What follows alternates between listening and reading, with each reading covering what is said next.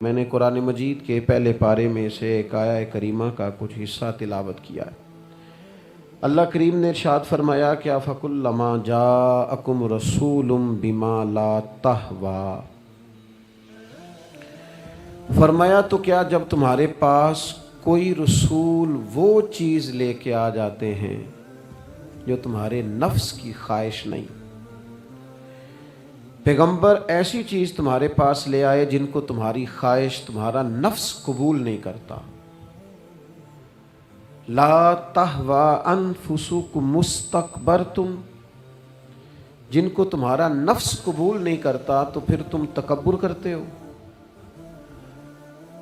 تمہارے نفس پر وہ چیز گراں گزرتی ہے، تمہاری خواہش کے وہ چیز خلاف ہوتی ہے، تمہاری مرضی کے مخالف ہوتی ہے، پھر وہ تم اس سے تکبر کرتے ہو، فَفَرِيقًا كَذَّبْتُمْ،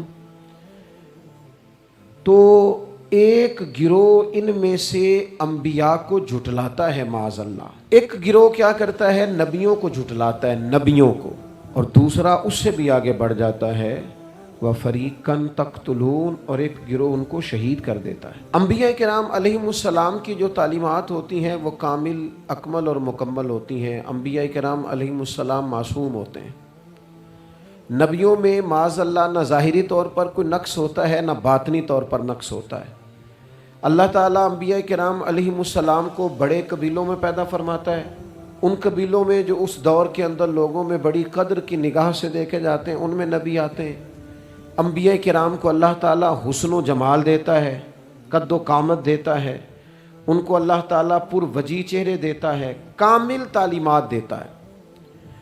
اور سب سے بڑی بات یہ ہے کہ انبیاء معصوم ہوتے ہیں، ان کے اندر کوئی نفسانی خواہش ہی نہیں ہوتی، نبی کوئی خطا کرتے ہی نہیں، کامل مکمل اکمل تعلیم نبی لے کے آتے ہیں۔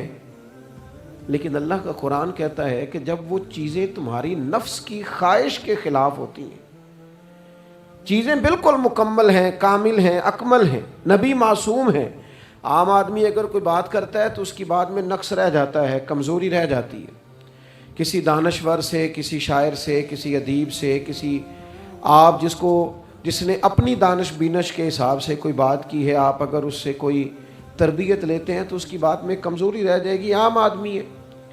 انبیاء کرام علیہم السلام کی تعلیمات جو ہوتی ہیں وہ ذاتی نہیں ہوتی، وہ وحی الہی کے ساتھ ہوتی ہیں، ان میں کمزوری کوئی نہیں ہوتی، نقص کوئی نہیں ہوتا۔ انبیاء کرام علیہم السلام خوبصورت ہوتے ہیں، نورانی ہوتے ہیں، یعنی کسی بندے نے معاذ اللہ ان سے کوئی ایسی چیز نہیں دیکھی ہوتی جس سے کہ قباحت پیدا ہو، نقص پیدا ہو، انسان دور ہٹے، انہیں اللہ تعالیٰ ظاہری، باطنی، معنوی حسن دے کے دنیا میں بھیجتا ہے۔ کیوں نہیں لوگ مانتے؟ 950 سال حضرت نوح علیہ السلام نے تبلیغ فرمائی، اور میرے بھائی 1.5 دن میں بندہ تھک جاتا ہے، اکتا جاتا ہے، ہف جاتا ہے، عام آدمی کی بات کر رہا ہوں۔ 950 سال تبلیغ کی، اور تبلیغ کرنے والا بندہ کامل ہے، مکمل ہے، اکمل ہے، درد مند ہے، سونا ہے، نہیں ماننے لوگ۔ کیوں؟ قرآن کہتا ہے اس کی وجہ یہ ہے کہ چیزیں وہ ہیں جو ان کے نفس کی خواہش کے خلاف ہیں، جو یہ ان کے نفس کی اور باطنی جو خواہشات ہیں ان کے مخالف ہیں، نہیں مانتے۔ حضرت موسیٰ کلیم علیہ السلام بنی اسرائیل کو نجات دینے کے لیے آئے تھے، راحت دینے کے لیے تشریف لائے تھے، لیکن آپ ان کے مطالبات دیکھیں کس قدر تکلیف دی۔ کبھی کہتے تھے نہیں مانتے جب تک اللہ کو اعلانیہ نہ دیکھ لیں، کبھی وہ کوئی مطالبہ لے کے آ جاتے، کبھی وہ پانی کا مطالبہ کرتے اور کہتے 12 چشمے الگ الگ چاہیے، کبھی وہ من و سلوہ کا مطالبہ کرتے، کبھی کہتے من و سلوہ تو آتا ہے پر ایک جیسا کھانا ہے، ہمیں تو الگ الگ چاہیے، وہ اجناس چاہیے جو زمین سے اگنی ہے۔ حضرت موسیٰ خوبصورت تھے، نورانی تھے، پر وجیح تھے، اور کمال یہ ہے کہ رب کے اتنے پیارے ہیں جن سے رب کلام فرماتا ہے، لیکن قوم ہے کہ تسلیم کرنے کو تیار نہیں، ماننے کو تیار نہیں۔ فقط اتنی بات ہے کہ وہ تعلیمات وہ ہیں جو ان کے نفس کی خواہش کے خلاف ہیں، اور ذرا سا انہیں موقع ملا، حضرت موسیٰ علیہ السلام 40 دنوں کے لیے کوہ طور پہ تشریف لے گئے تو پیچھے سے ایک بچڑے کی پوجا شروع کر دی۔ جناب کلیم واپس آئے تو پھر طرح طرح کی ہیلے بازیاں، حضرت یوسف علیہ السلام کا تو حسن مشہور ہے نا ساری دنیا میں، دنیا جانتی ہے نا کتنے سونے تھے، تو کیا اتنا خوبصورت آدمی بھی کنویں میں ڈال دیا جاتا ہے؟ کیا اتنا حسین آدمی بھی بازار میں بیچ دیا جاتا ہے؟ کیا اس قدر شخص جو ظاہری باطنی طور پر نورانی ہو، اس شخص پر بھی الزامات دھر کے جیل میں ڈال دیا جاتا ہے؟ مخلوق تو فنکار ہے اس درجہ کے پل بھر میں سنگے در کعبہ سے بھی اصنام تراشے، اور تم کون ہو کیا چیز ہے داغے کبابی، لوگوں نے تو مریم پہ بھی الزام تراشے۔ حضرت مریم سلام اللہ علیہ پر بھی، اور جناب عیسیٰ جن کو اللہ نے کھلے معجزات دیے، کوئی ضرورت تھی کسی اور چیز کی؟ جو بچہ پنگوڑے میں کہہ رہا ہے انی عبد اللہ، میں اللہ کا بندہ ہوں، کھلے معجزات اور وہ بھی پنگوڑے میں۔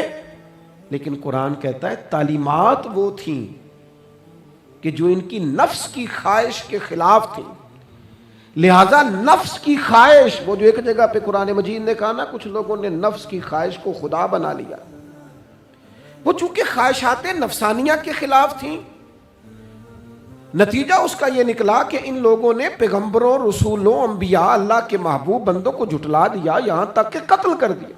حضرت زکریا علیہ السلام جیسے لوگوں پر آرے چلا دی، شہادتیں ہو گئی انبیاء کی۔ وجہ کیا تھی؟ نفس کی خواہش کے خلاف تعلیمات تھی انبیاء کی، نہیں تسلیم کیا۔ نبی اکرم نور مجسم شفیع معظم صلی اللہ تعالی علیہ وسلم کے نہ سارے معجزات ان لوگوں نے اپنی آنکھوں سے دیکھے تھے، اور ایک دوسرے کے سامنے بیٹھ کے حضور کی تعریفیں کرتے تھے کہ میرا بھتیجا ہے، اس نے کبھی جھوٹ بولا ہو، ہے کبھی امانت میں خیانت کی ہو، ہے کبھی اس کے اندر کوئی نقص دیکھا ہو۔ وہ تعریفیں، وہ خوبصورتیاں، وہ رعنائیاں۔ لیکن جب حضور نے اعلان نبوت کیا نا، اب وہ جو خواہشات نفسانیہ تھی نا، وہ جو باطن کے اندر خواہشات مچلتی تھی، میں سردار ہوں، میرے ڈھیر سارے غلام ہونے چاہیے، میں کسی کو اپنا داماد قبول نہیں کرتا لہذا بیٹی کو زندہ دفن کروں گا، میں یہ کیسے قبول کر لوں کہ غریب آدمی میرے برابر میں آ کے بیٹھ جائے، برادری کی اونچ نیچ کیسے چھوڑ دوں۔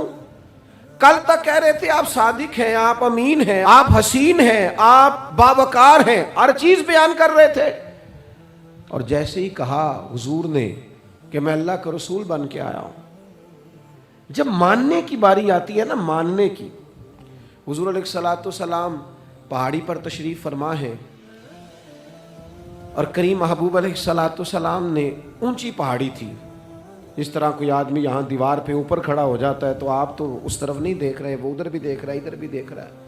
اونچی پہاڑی پر حضور کھڑے ہو گئے، اور کھڑے ہو کے فرمایا اگر میں تم سے کہوں کہ پہاڑی کے اس پار دشمن ہے اور وہ تیاری کر کے آ چکا ہے، تم پر حملہ آور ہو جائے گا، کیا میری بات مان لو گے؟ دیکھا نہیں تم نے، میں کہہ رہا ہوں دشمن ہے، تسلیم کرو گے؟ سارے مکے کے لوگ جمع تھے، کہنے لگے کیوں نہیں مانیں گے، آپ صادق بھی ہیں اور امین بھی ہیں، آپ کی زبان سے کبھی جھوٹ نکلا ہی نہیں۔ یہ خاص پیغام حسین کانفرنس میں عرض کرنا ہے آپ کو، بھائی میں اگر کہوں کہ اس طرف دشمن آ گیا ہے، تم نے نہیں دیکھا، میری زبان پر اعتبار کرتے ہو؟ یا رسول اللہ آپ صادق اور امین ہیں، آپ نے کبھی جھوٹ بولا نہیں، خیانت کی نہیں، 100% یقین ہے، مان لیں گے؟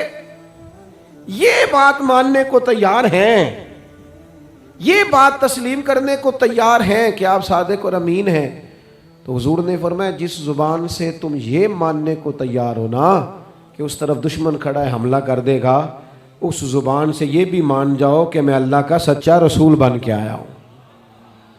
آپ میری بات کو سمجھیں، تھوڑی دیر پہلے بیک وقت کہہ رہے ہیں بالکل آپ جو کہتے ہیں حق اور سچ ہے، اور اب جب کہا میں رسول ہوں مان جاؤ، تو معاذ اللہ تعالیٰ ابو لہب کہنے لگا آپ کے ہاتھ ٹوٹ جائیں، آپ نے ہمیں اس کام کے لیے بلایا تھا، طرح طرح کی بولیاں بولنے لگے۔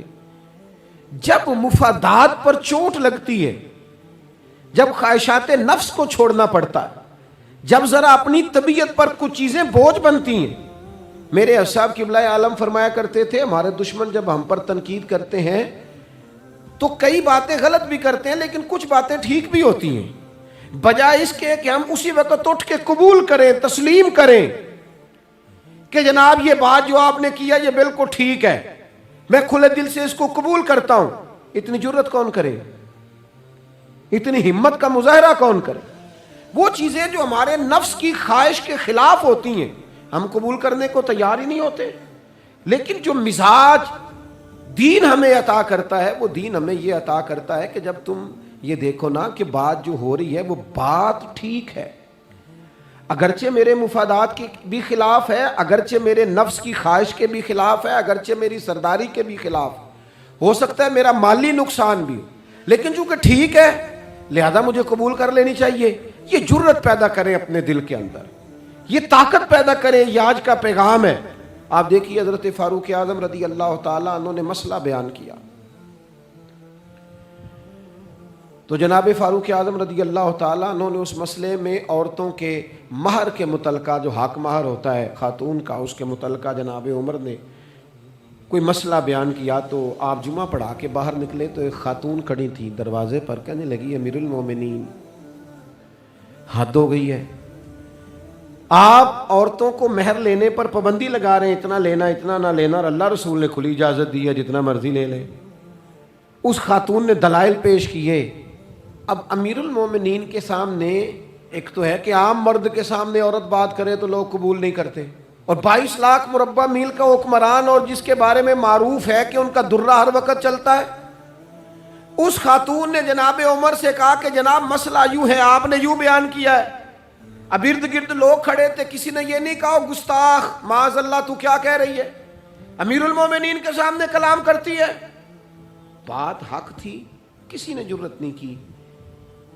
ایک شخص حضرت عمر سے کہنے لگے حضور آپ کچھ بولتے کیوں نہیں، کچھ تبصرہ کریں. فرمانے لگے بولنا کیا ہے، ایک مرد نے خطا کی ہے اور ایک عورت ٹھیک کہہ رہی ہے، اس کی بات درست ہے، میں کھلے دل سے قبول کرتا ہوں. نفس پر گرچہ چوٹ لگتی ہے اسے قبول کریں. کیوں حق کے معاملے میں حضرت صاحب بندے بڑے اچھے ہیں، قبلہ بڑے نفیس آدمی، اور جناب ان کی طبیعت بڑی اچھی ہے، تو پھر آپ قبول کر لیں ان کی بات کو. کہتے ہیں آپ دعا کریں میرے لیے میں قبول کر لوں، آپ دعا کریں میں ٹھیک ہو جاؤں. او خدا کے بندے، جسے تو ٹھیک سمجھ رہا ہے اس کی بات کو قبول کر، اس بات کا قائل ہو جا، اس پر عمل کر. ہمارے مزاجوں میں وہ جو نفسانی خواہشات کا غلبہ ہے آج بھی پوری طرح وہ ہمیں اپنی لپیٹ میں لیے ہوئے. ہم سمجھنے کو تیار نہیں ہوتے حق حق ہوتا ہے، اور جب حق واضح ہو جائے پھر نفسانی خواہشات کو نہ دیکھو. نفس ایک بچے کی طرح ہے، اس کی ایک بات مانو گے دوسری خواہش کرے گا، دوسری بات مانو گے تیسری خواہش کرے گا. اللہ کے محبوب علیہ السلام نے دعا فرمائی ہے، مسند امام احمد بن حنبل میں موجود ہے. حضور اللہ کی بارگاہ میں عرض کرتے ہیں تعلیم امت کے لیے، صرف ہمیں سمجھانے کے لیے، ورنہ تو معصوم عن الخطا ہے. محبوب اللہ کی بارگاہ میں عرض کرتے ہیں اے اللہ مجھے اس خواہش سے بچانا جو ایک اور خواہش میں مبتلا کر دے، اس خواہش سے بچانا جو خواہشات کے دروازے کھول. ہم اپنے نفس کو لے کر دین کے مقابلے میں کھڑے ہو گئے. میری برادری کہتی ہے کہ شادی میں ڈھول بجے گا، تماشا ہوگا، اور اللہ رسول کہتے ہیں کہ اس میں شریعت کا بول بالا ہوگا، پتہ چلے گا جیتتا کون ہے. میری اولاد کہتی ہے کہ اس راستے جانا ہے، رب رسول فرماتے ہیں اس راہ پہ جانا ہے. نفس کی خواہش اور ہے، اللہ رسول کا حکم اور ہے. ہم اس کو تسلیم کرنے کو تیار نہیں ہوتے. معافی مانگنی پڑ گئی ہے ایک بندے سے. ہماری جو بنائی ہوئی قبیلے اور برادریوں میں اونچ نیچ ہے اس کے حساب سے ہم بڑے قبیلے سے ہیں، وہ چھوٹی قبیلے سے ہم نے جو بنائی ہے، ورنہ تو قبیلے فقط تعارف کے لیے ہوتے. معذرت کرنی پڑ گئی ہے. لیکن کمال ہے ہمارے مزاج میں وہ پیدا ہو. اللہ رسول کو راضی کرنے کے لیے تھوڑی دیر اپنے نفس کو کچلے. ممکن ہے ایسا ہو؟ کرتے ہی نہیں ایسا، مزاج نہیں بنایا. ہمارے نفس کی خواہش کے مطابق اگر چلے پھر سارا. آپ یقین کریں لوگ استادوں کے پاس جا کے عزتیں اور پروٹوکول ڈھونڈتے ہیں، پیروں کے پاس جا کے عزتیں اور پروٹوکول ڈھونڈتے ہیں. ایسی جگہوں پہ جہاں پروٹوکول دینے کی باری تھی وہاں بھی لینے کے چکر میں پڑ جاتے. دینی کاموں میں اگر 4 لوگ ایک جگہ پہ اکٹھے کیے جاتے ہیں نا، یہاں دینی کام کر لو، تو وہاں جھگڑا شروع ہو جاتا ہے. دینی کام تو کرنا ہے پر آگے کون لگے گا؟ دینی کام تو کرنا ہے پر اس میں سربراہی کس کو ملے گی؟ دینی کام تو کرنا ہے، اس میں نام کس کا ہوگا؟ اس میں بڑا قد کس کا شمار کیا جائے؟ اس طرح قومیں آگے بڑھتی ہیں۔ اہل حق اس طرح ہوتے ہیں، سب سے آگے اپنے نفس کو رکھا جائے اور پھر انسان کا انقلاب آ جائے۔ یہ کیسے ممکن ہے؟ حضرت ابو ذر غفاری، میں قربان اس شخص پر، سیدنا ابو ذر غفاری اس امت کے درویش فقیر، ایسا شخص جس کے بارے میں محبوب نے فرمایا زمین کے اوپر اور آسمان کے نیچے میرے ابو ذر سے سچا بندہ کوئی نہیں۔ اتنا بڑا آدمی زندگی فقر و فاقے میں گزار دی، اپنے مزاج پر طاری کر لی چیزیں کہ بس وہ سادگی جو ہمیں ہمارے رسول نے سکھائی ہے اسی میں رہنا ہے۔ حضرت ابو ذر غفاری گفتگو ہو رہی تھی، بات چیت ہو رہی تھی، جناب بلال حبشی رضی اللہ تعالیٰ عنہ کے ساتھ محو کلام تھے۔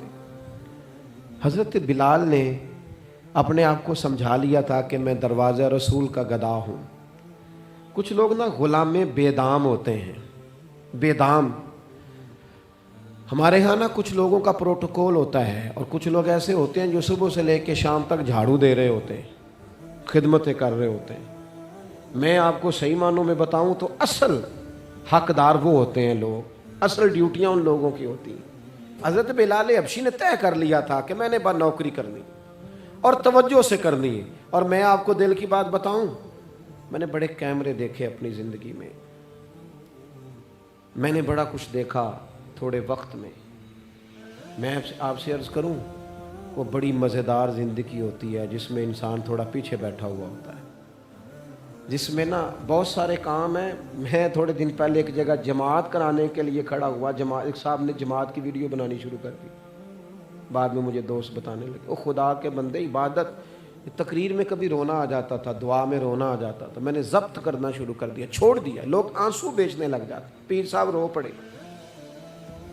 پیر صاحب کس بات پہ روئے؟ او خدا کے بندو، پیر کو معافی لے لینے دو اللہ رسول سے، اپنے لیے اپنے سنگیوں کے لیے اللہ کے حضور اسے آنسو بہانے دو۔ کوئی چیز تو کیمرے سے باہر رہے، کچھ چیز تو۔ کیا خوبصورت لفظ ہے مولا علی شیر خدا کے، فرماتے ہیں اسے مبارک ہو جسے تھوڑے لوگ جانتے ہیں، اسے مبارک ہو سے ثبوت نہ پچھو میتھوں، پلائے نظر کرم کا دھوئی، اے میں جانا یا دل بر جانے غیر نہ جانے کوئی، میں مسکین پرانا خادم کسے در ملی نہ ٹوئی، یہ تے واصف یار نے نظر جو کی تھی تے واصف واصف ہی ہوئی۔ یہ تو اس کا فیصلہ ہے، ہمارے لیے مقام شکر ہے، ہر مقام پر شکر گزار ہیں، عاجزی کرتے ہیں، لیکن جو معاشرے کا ماحول بن گیا، یعنی ایک بندے سے بھی آپ بغیر کیمرے کے ملاقات ہی نہیں کر سکتے۔ وہ زیارت کرنے آتا ہے اور وہ ساتھ کہتا ہے 30 سیکنڈ کا میں نے کلپ بھی بنانا ہے، بس تو زیارت ہو گئی، بس ختم ہو گئی بات۔ یہ کون سی زیارت ہے جو تو نے قید بھی کرنی ہے ساتھ؟ خدا کا خوف کرے، کیا کس طرف ہم جا رہے ہیں؟ بہرحال عام دام برسر مطلب، حضرت بلال حبشی نے طے کر لیا تھا اپنی زندگی میں سادگی، پیچھے پیچھے رہنا ہے۔ وہ شہرت سے بچنے والا پیچھے پیچھے رہتا ہے، اور میرا جی چاہتا ہے ساری غزلیں اس ظالم کے نام کریں۔ کچھ لوگ طے کر لیتے ہیں میں نے پیچھے پیچھے رہنا ہے، ان کے اعلان کیے جاتے ہیں، بلایا جاتا ہے، پھر بھی پیچھے نکل جاتے ہیں۔ جو عرض کرنا چاہتا ہوں، حضرت سیدنا بلال حبشی نے طے کر لیا تھا۔ ایک دن کسی بات میں نا ہو جاتا ہے رائے کا اختلاف، رائے کے اختلاف کو کبھی مخالفت نہ بنائیں، اپنوں سے اختلاف ہو تو اختلاف رائے رکھیں، رائے دیں، حکم کبھی نہ دیں۔ ہمارے یہاں لوگ حکم دیتے ہیں، رائے نہیں دیتے، بعد میں ادھر ادھر بیٹھ کے شکوے کرتے ہیں، دسو جی میری منی نہیں، وہ بھی تیرے سے مشورہ لیا تھا، قبول بھی ہو سکتا ہے، رد بھی ہو سکتا ہے، ختم ہو گئی بات۔ کسی بات میں جناب ابو ذر غفاری کا اور حضرت بلال حبشی کا رائے کا اختلاف ہو گیا۔ اب حضرت بلال حبشی غلام ہے، جناب ابو ذر بڑے قبیلے سے، تو جناب ابو ذر غفاری نے بات کرتے کرتے حضرت بلال کو کہہ دیا، او ابشن کے بیٹے، تھے بھی وہ ابشن کے بیٹے، لیکن حضرت بلال کے دل کو تکلیف ہوئی۔ بعض لوگ کہتے ہیں میں نے سچ ہی بولا ہے، سچ اپنے بارے میں بولنا، تو دوسروں کے بارے میں سچ بولتا ہے، اپنے بارے میں بول، صرف تو دوسروں کے لیے بولے۔ او جی میں نے سچ ہی تو بولا تھا۔ سچ بولنے کی بھی حکمت ہے، سچ بولنے کی سب سے بڑا سچ کسی کو اللہ کی طرف بلانا ہے، اور میرا رب فرماتا ہے ادعو الی سبیل ربک بالحکمہ، کسی کو اللہ کی طرف بھی بلاؤ تو دانائی کے ساتھ بلاؤ، حکمت کے ساتھ۔ سب سے بڑا سچ بھی بولو تو دانائی کے ساتھ بولو۔ تو نے سچ بولا ہے اور تو نے لوگوں کا کلیجہ چیر کے رکھ دیا ہے. یہ کیا انداز ہوا تیرا سچ بولنے کا؟ یہ کیا طریقہ ہوا؟ حضرت سیدنا بلال حبشی رضی اللہ تعالیٰ عنہ کو جناب ابو ذر غفاری نے کہا حبشن کے بیٹے بات سچی تھی. حضرت بلال کو تکلیف ہوئی, کونے میں بیٹھ کے روئے, اور غلام روئے اور آقا کو خبر نہ ہو. تڑپے جو ہم یہاں تو مدینے خبر گئی.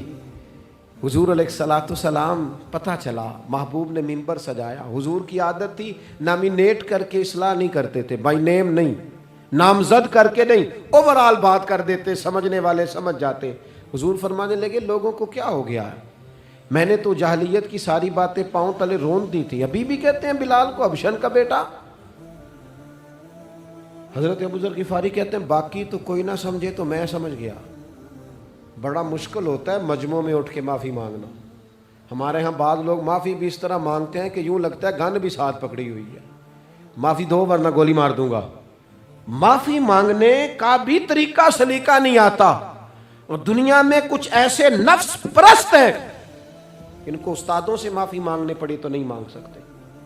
مشائخ سے معافی مانگنے آتی ہے تو نفس کے بندے بن کے نفس کی غلامی کرتے ہیں, لیکن اپنی عزت کی جگہوں کو بھی درست نہیں کرتے. کتنا بڑا مجرم ہے جو باپ سے بھی معافی نہ مانگ سکے, جو ماں سے بھی نہ کہہ سکے میں غلطی کر گیا تھا.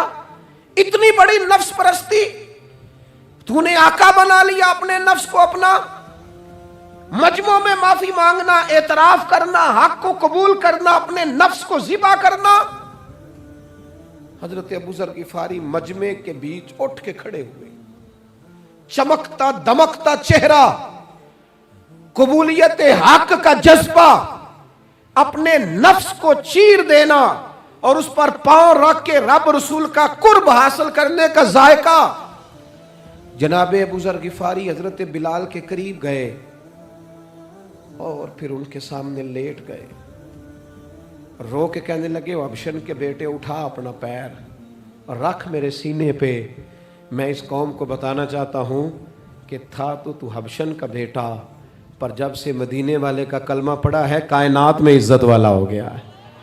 یہ دیکھو کس نے ذروں کو اٹھایا اور صحرا کر دیا, کس نے قطروں کو ملایا اور دریا کر دیا, کس کی حکمت نے یتیموں کو کیا در یتیم اور غلاموں کو دنیا بھر کا مولا کر دیا. ہمارا نفس کی خواہش بچی, رشتے نہیں بچے. ہمارے نفس کی خواہش بچی, تعلقات نہیں بچے. نفس کی خواہشیں بچی, ہمارے اپنے نہیں بچے. نفس کی خواہشیں بچی, مال جمع ہوا, دیانتداری نہیں بچی, وعدوں کی پابندی نہیں بچی, تجوریاں بھر گئیں, روحیں اجڑ گئیں. بددیانتی سے رزق حرام سے کمایا ہوا مال, کاریں کوٹھیاں بنگلے بن گئے, باطن اجڑ گیا. اس لیے کہ نفس کی خواہش پوری کی.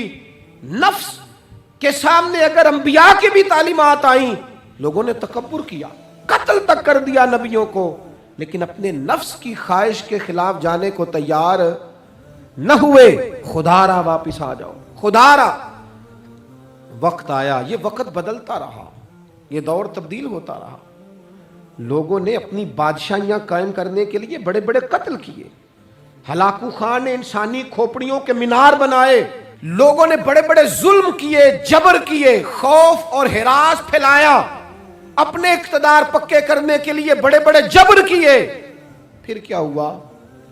ایسی ایسی بیماریاں لگیں جن کے علاج ہی کوئی نہیں تھے دنیا میں. بھری ہوئی تجوریاں, پیسے باہر گر رہے ہیں, پر ڈاکٹر کہہ رہا ہے تیرا مرض ہی وہ ہے جس کا علاج ہی کوئی نہیں. اللہ تبارک و تعالیٰ کے قانون سے جب لوگ ٹکراتے ہیں پھر پاش پاش ہو جاتے ہیں. وقت گزرا, ٹائم یزید کا آیا. وقت گزرا تو ٹائم عبید اللہ ابن زیاد کا آیا. ٹائم شمر کا آیا.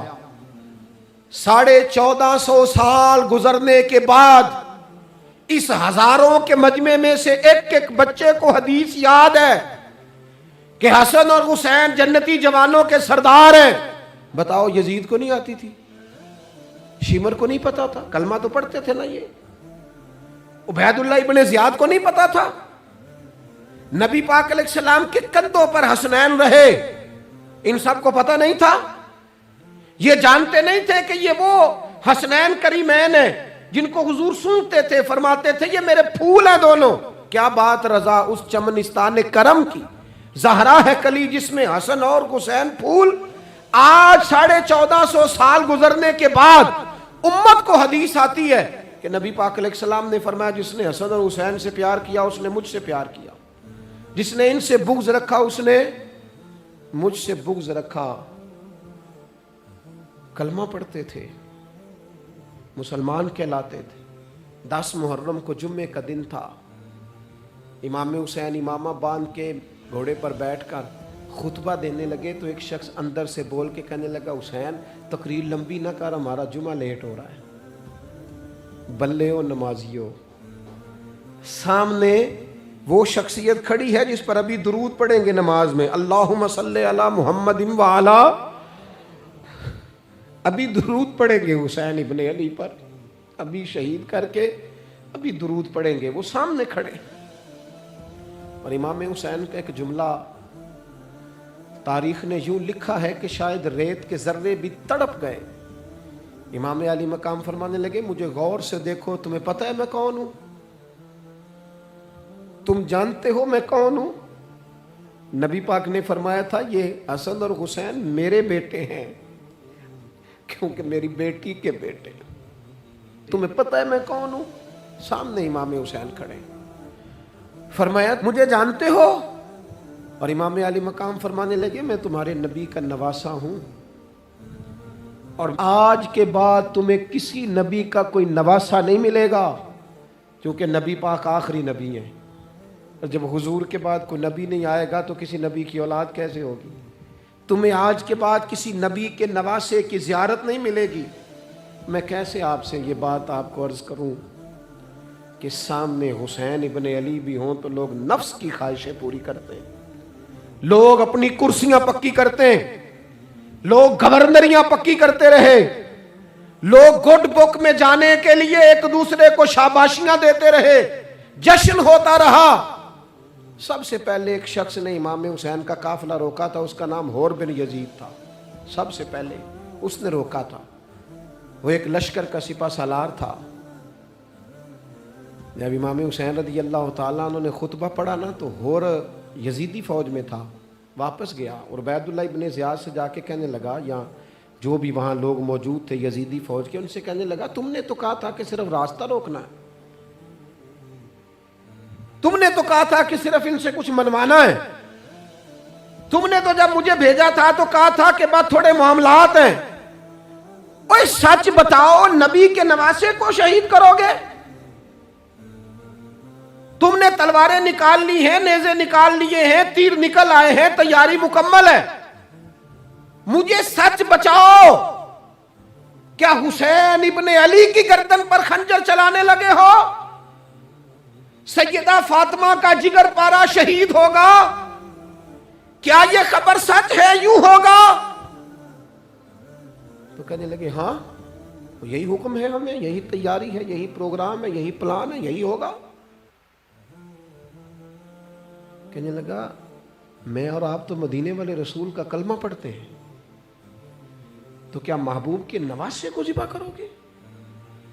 جناب علی اکبر کو جن کا چہرہ رسول پاک سے ملتا ہے، حضرت قاسم بن حسن کو، جناب علی کے بیٹوں عباس بن علی کو، حضرت علی کے بیٹے ابو بکر بن علی کو، حضرت علی کے بیٹے عمر بن علی کو، حضرت علی کے بیٹے یہ بھی 3 کربلا میں موجود، حضرت عثمان ابن علی کو، ان کو شہید کرو گے؟ نے کہا ہاں تیاری ہو گئی ہے۔ تو سب کے ضمیر مردہ نہیں ہوتے، ہاں بڑی بڑی سخت جگہوں پہ پھول اگتے ہیں۔ حور نے جب ان سے کہا کہ تمہارا پکا ارادہ ہے، کہا پکا ارادہ ہے، تو اس نے کہا یہ زرہ پکڑو، یہ عہدہ پکڑو، مجھے تمہارا دیا ہوا عہدہ نہیں چاہیے، حسین کے نانا کی دی ہوئی جنت درکار ہے، یہ رکھو اپنے پاس، مجھے تمہارا۔ ایڑی لگائی اس نے اور دوڑا اور امام حسین کے قدموں میں گیا، کہنے لگا حضور میں مجرم ہوں، میں خطا کار ہوں، میں نے سب سے پہلے آپ کو روکا تھا، پر مجھے قسم ہے اللہ کی میں جانتا نہیں تھا ان کا ارادہ کیا ہے. حضور بھول گیا, غلطی کر بیٹھا, یہ اندھے ہوں گے, ان کی آنکھوں میں پٹی بندی ہوگی, اور مجھے تو پتہ ہے نا کہ دنیا کو پھر محمد کا نواسہ نہ ملے گا, مجھے خبر ہے. اگر معافی مانگوں تو معاف کر دو گے؟ پہلا مجرم ہوں, میں نے روکا ہے. اگر آ جاؤں تو قبول کر لو گے؟ یہ ظرف, یہ حوصلے, یہ توانائیاں اگر ہیں تو سیدہ فاطمہ کے دودھ میں ہیں, یہ شیر خدا کی تربیت میں ہیں, یہ محبوب نے جو ان کی زبانوں کو چوسا تو اس کرم میں ہے. حضرت امام حسین نے اٹھ کے سینہ یوں چوڑا کیا, ہاتھ پھیلائے, فرمایا آجا, لگ جانا میرے سینے کے ساتھ, تو آ جانا, تو نے دیر کی, ہم تو پہلے سے منتظر تھے, تو آ جا, تیری ساری معاف ہیں. ہور کے مقدر جاگے, امام علی مقام کے لشکر میں شامل ہوا. بعض نے لکھا ہے جو لوگ ابتدا میں شہید ہوئے امام حسین کی طرف سے, ان میں ہور شامل.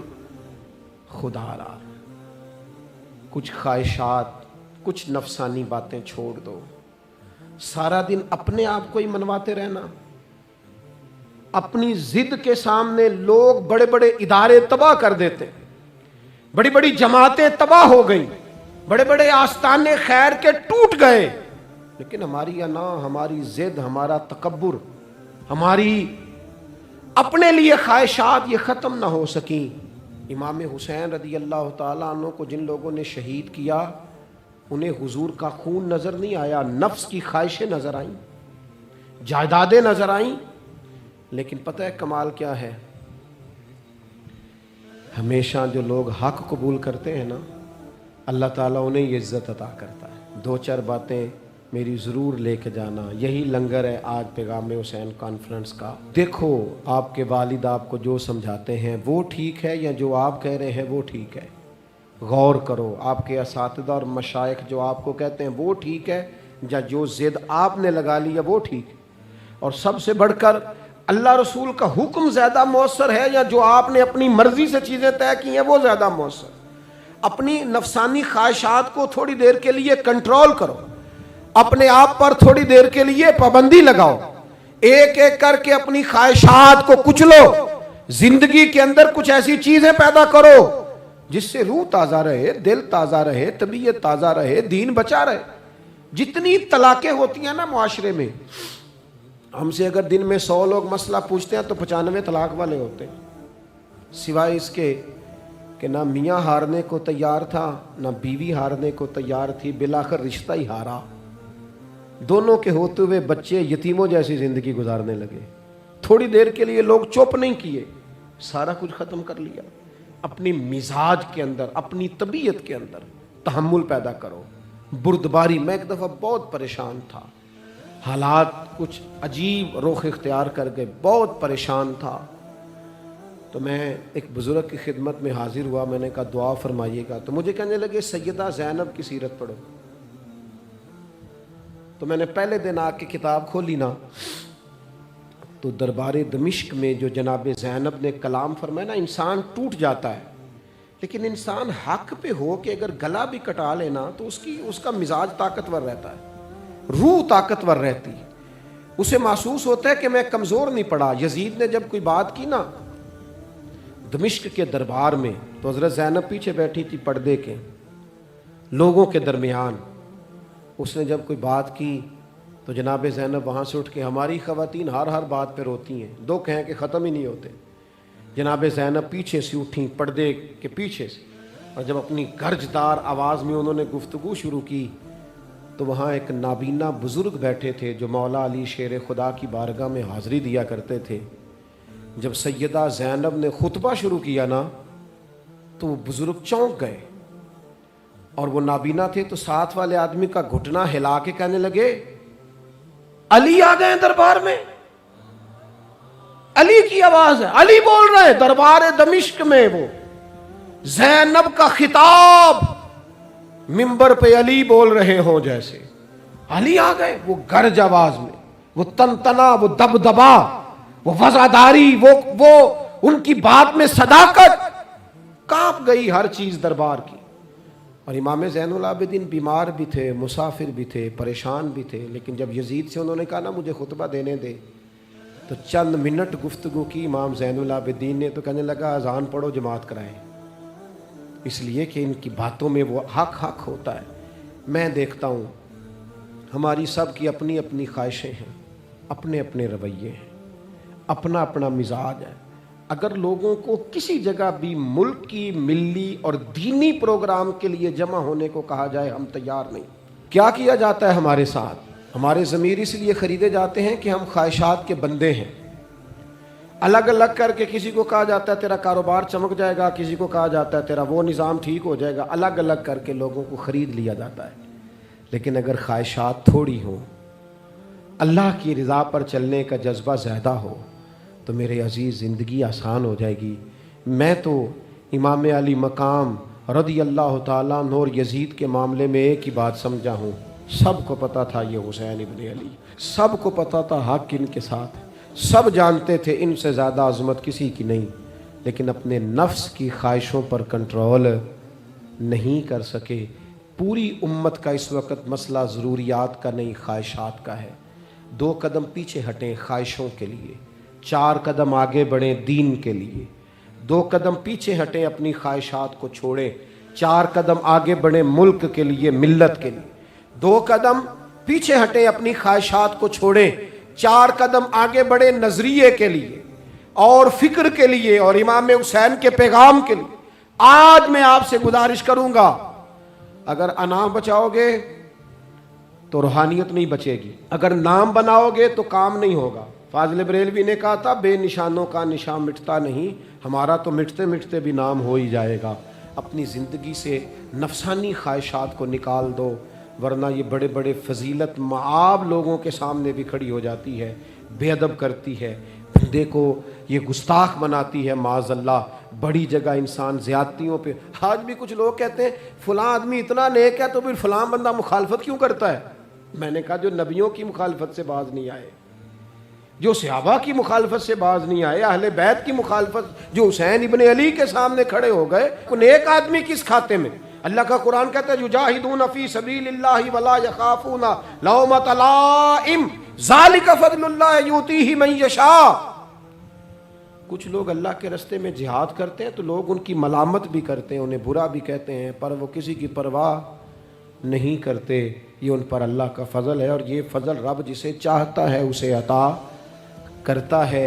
आप हजरात आज इस महफ़िल से ये लंगर लेके जाइएगा कि कहीं मेरी रूहानियत के सामने मेरी नफसानी ख्वाहिशात तो नहीं खड़ी हो गई।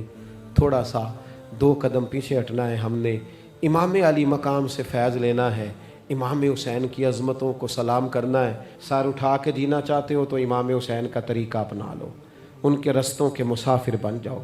ज़िंदगी वक़ार के साथ गुजरेगी, खुददारी के साथ गुजरेगी, इज़्ज़त नफ्स के साथ गुजरेगी।